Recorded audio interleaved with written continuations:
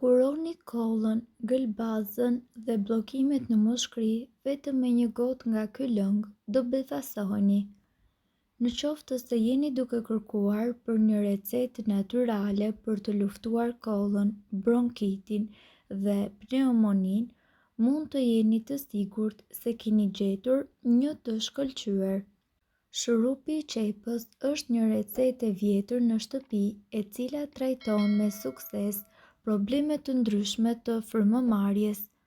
Në përbërjen e tij, substancat të cilat janë të nxjerra nga qepa duken të përqendruara dhe kjo është ajo që e bën atë një antiinflamator dhe antiviral të fuqishëm natyral i cili punon në një mënyrë tepër efektive kundër kollës, gëlbazës, ngjyrjes së zërit, problemeve të fytit dhe gjithashtu mund edhe të përdoret për të ndihmuar në trajtimin e bronkitit dhe të pneumonisë.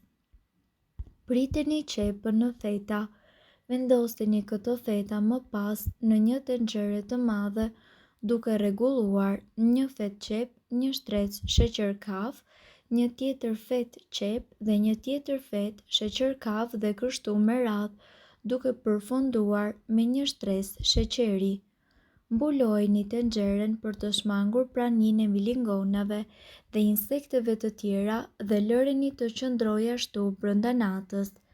Ditën tjetër ju do ta gjeni gotën me një lëng në ngjyrë mjalti dhe ky shurup do të jetë gati për të konsumuar. Doza e tij është një lugë çaji shurup për çdo 3 orë. Ndërkohë, kollitja është ndoshta gjëja më e bezdishme pas fryrjes së hundëve kur jeni të ftohur. Marrja e medikamenteve mund të ulin sistemin tuaj imunitar në disa raste nëse nuk shoqërohen ashtu siç duhet, me aktivitet të paktë fizik dhe me ushqyerje të shëndetshme. Mirë po, për fat të mirë ekziston një shurup i lashtë i bërë në shtëpi i cili juve do t'ju ndihmoj të largoni gëlbazën dhe njëkohësisht të kuroni kollën tuaj. Sekreti qëndron pikërisht tek karrotat. Për shkak të përmbajtjes së lartë të antioksidantëve, ato ndihmojnë diabetikët si edhe vuajtjet e hipertensionit. Ndërkohë, për ta bërë ushqimin tuaj më të mirë dhe më efikas, ju do të keni nevojë për gjysmë kilogram karrota, ujë dhe 3 deri në 4 lugë mjalt organik. Kushtojeni vëmendje metodës së përgatitjes dhe kështu ju mund ta shëroni kollën tuaj brenda 2 ditësh. Konsumoni rreth 3 lugë të shurupit të karrotës në mënyrë që të filloni të gjithë procesin e shërimit. Ky ilaç funksionon më së miri si për të rriturit ashtu edhe për fëmijët. Përfitime të tjera të karrotës: përmirëson imunitetin dhe kontrollon sëmundjet e zemrës, ul kolesterolin, parandalon aknet dhe është një burim i shkëlqyer i vitaminave tepër të nevojshme për lëkurën. Është një burim fantastik i kalciumit dhe gjithashtu tretjes së mirë dhe pastron trupin tuaj. Ja receta e shurupit. Përbërësit që do t'i duhen janë gjysmë kilogrami karrota, 3 deri në 4 lugë mjalt dhe 1 litër ujë. Përgatitja: së pari, prisni karrotat në copa dhe hidheni ato tek uji. Zgjeni derisa karrotat të zbuten dhe largojeni më pas nga nxehtësia. Kullojeni lëngun dhe lëreni që të ftohet. Hidheni karrotat në blender ose shtypeni ato me pirun. Në ujë shtoni mjalt dhe përzieni mirë. Shtoni në këtë përzierje edhe të gjitha karrotat pure. Shurupi është gati. Mbajeni shurupin në një vend të ftohtë. Konsumimi: merrni 3 deri në 4 lugë shurup për çdo ditë, pas 1 apo 2 ditësh do të ndjeni menjëherë rezultatin. Nëse kolliteni vazhdimisht këto ditë, pse të mos provoni një pije natyrale e cila përbëhet vetëm nga 2 përbërës kryesor, ku ju mund të përgatisni një shurup të shijshëm dhe mjaft efektiv, i cili gjithashtu ndihmon në qetësimin e kollës dhe lehtëson dhimbjet e fytit. Bananet kanë antioksidantë të cilët veprojnë kundër inflamacionit dhe reduktojnë infeksionet. Ato janë plot me vitaminë C, vitaminë B6, kalium dhe fibra dietike, të cilat njëkohësisht ndihmojnë në forcimin e imunitetit dhe në lehtësimin e simptomave të kollës. Fibra dietike nga bananet i largojnë toksinat dhe njëkohësisht mukozën e grumbulluar nga trupi. Si funksionon përzierja e bananes dhe e mjaltit?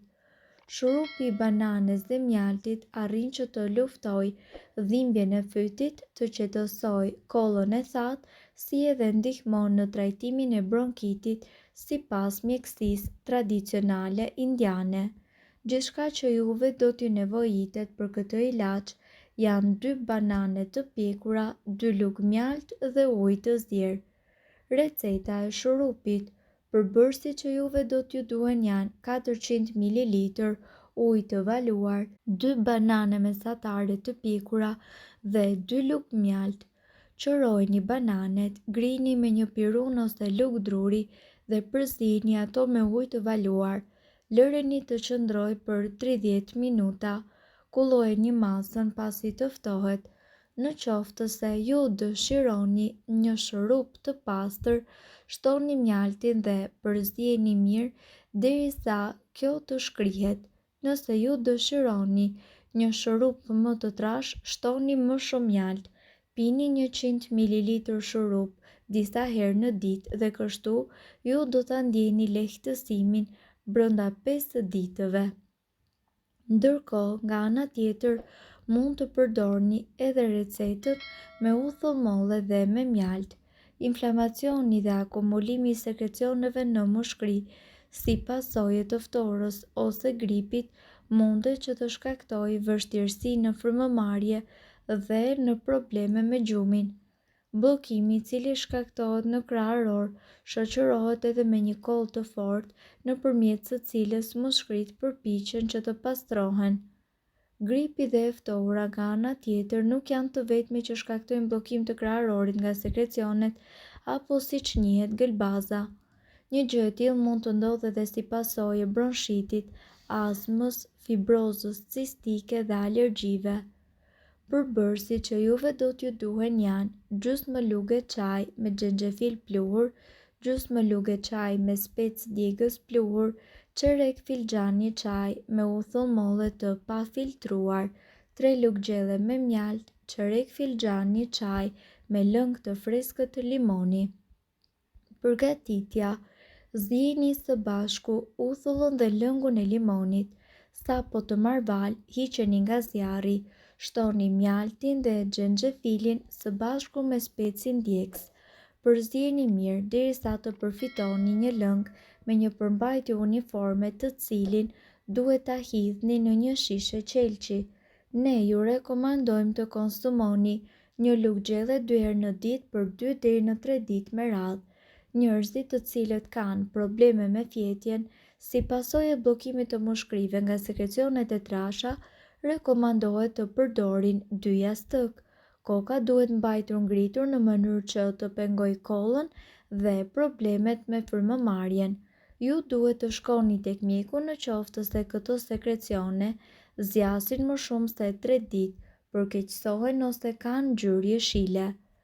Mirë po, duhet të dini, informacionet në këtë video kanë për qëllim të plotësojnë dhe të mos zëvendësojnë këshillat e mjekut tuaj dhe nuk kanë për qëllim të mbulojnë të gjitha përdorimet e mundshme, masat paraprake, ndërveprimet ose efektet negative. Informacionet në këtë video mund të mos i përshtaten rrethanave tuaja shëndetësore. Prandaj, para përdorimit, konsultohuni me mjekun tuaj. Nëse doni të dëgjoni video tona që ne postojmë çdo ditë, kliko subscribe. Ju ftojmë gjithashtu të bëni like në video tona. Nëse i keni dëgjuar dhe pëlqyer ato, faleminderit që e pat videon ton. Shpërndajni këtë video në profilin tuaj në mënyrë që të informohen edhe shokët tuaj. Faleminderit.